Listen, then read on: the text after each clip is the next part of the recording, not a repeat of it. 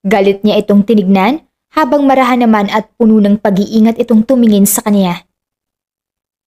Anong ginagawa mo dito? Tunog galit ang boses si Charmaine. Gusto ko lang na matikman ang mga pagkain dito. How are you? Kalmado ang boses ng kaniyang ama. Ayokong nandito ka.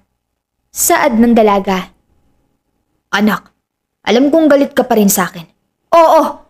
Bahagyang tumaas ang boses ng dalaga. Galit na galit ako sa'yo. Kaya nga ayaw na kitang makita, di ba? Kaya nga ayoko na naglalandas ang mundo natin dahil ayoko na sa'yo. Umalis ka na. Bumuntong hininga si Enrile.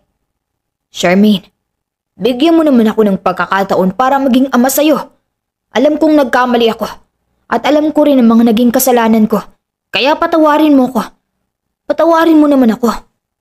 Natigilan si Charmaine at hindi makapaniwala na napatingin sa kanyang ama.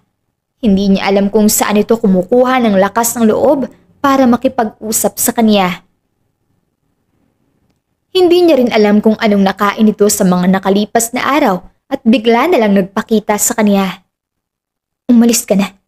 Ayokong makita ka. At yung sinasabi mong magiging ama ka sa akin? Sana, noon mo pa ginawa. Noong buhay pa si mama. Nanginig ang boses si Charmaine. Anak, please. Mahinang sabi nito. Leave.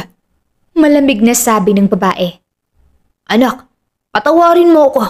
Gusto ko lang bumawi. Umalis ka na, bago pa ako tumawag ng mga pulis. Sigaw ni Charmaine at nangilid ang luha sa mga mata. Tumalikod ang dalaga at sa kanyang pagtalikod, sunod-sunod na tumulo ang luha sa kanyang mga mata.